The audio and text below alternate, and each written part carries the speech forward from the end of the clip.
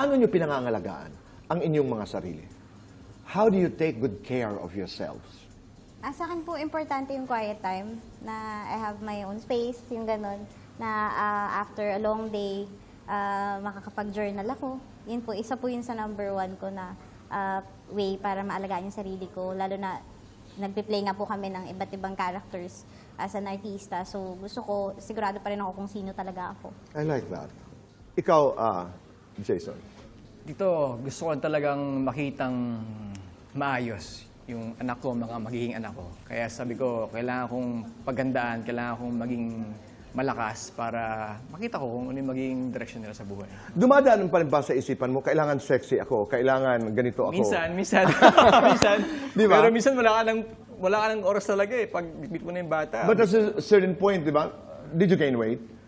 Tito, hanggang ngayon meron. Hindi lang halata, pero nagkakaroon na rin. Oo. Dati asa 160 lang ako, ngayon 165 na, 170. O kasi ang tanong, paano mo pinangangalagaan ang sarili mo? You spoke about your child, your wife, and then you go back to yourself. Dapat alagaan ko ang sarili ko kasi Para sa kanila. meron na akong inaalagaan. At bahagi doon, no, I'm not saying that you have to be sexy to take good care of yourself, but kailangan sa trabaho eh. Oo, kailangan sa trabaho. Vitamins, sleep. But I like the idea of me time. Totoo. Kasi yun doon naman po mag-start, di ba? To show sa outside, dapat sa inside mag-start. At saka minsan, ang dami nating excuses.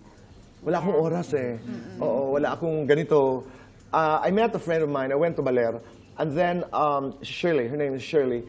So I bumped into her. Sabi ko, hey, I haven't seen you for a long time. Sabi, ano ginagawa mo dito? Nagme-me time. Napahinto ako ng ilang segundo. And I realized, sabi ko, oo nga. Mahalaga po, Nay, Tay, Kapuso, ang panahon para sa sarili. Karera naman, paano nyo pinangangalagaan ang inyong karera? Yun nga po, kada role, iniingatan ko and sinisee to it ko na magagampanan ko ng maayos and na mapapangalagaan ko, especially po may yung mga tao na may dwarfism is parang kiniklaim ko na po na ako yung representation ngayon. So, yun, isa po yun sa iniingatan ko lagi na yung mga roles when it comes sa pagtanggap ko ng iba't ibang klase ng character. Pinangangalagaan mo yun? Opo, hindi sila, hindi magiging masama yung or magiging degrading for me and for them, syempre. Them meaning? With people with dwarfism po. Okay. But how do you call the community? Ano ang tamang... Little people po. Little people Yes. is the correct way to Yes call po. the community, the little people. Ang sarap nun. Oo, hindi lang ito para sa akin, para sa aking komunidad. Para sa ating lahat. How do you take care of your career, Jason? Ito boy, karera, siguro yung takot ko na baka ito na yung huling programang gagawin ko. Siguro nag-reflect sa trabaho dahil mahal ko to eh.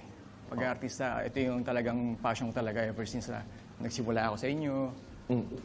Talagang niyakap talaga yung karera ko talaga. Reputasyon, Joe. How important is reputation to you?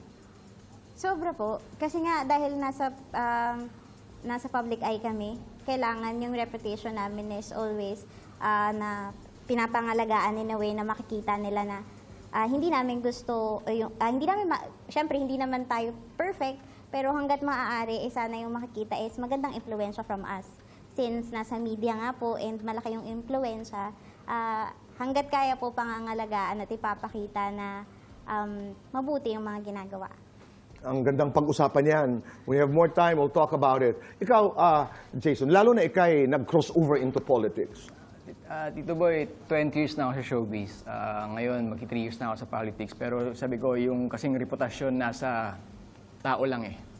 Ngayon talaga ang iniisip ko, ano ba ako sa mata ng Diyos? Hindi nasa tao. Dito ba? Wala na akong ibang gustong gawin kundi si Lord talaga.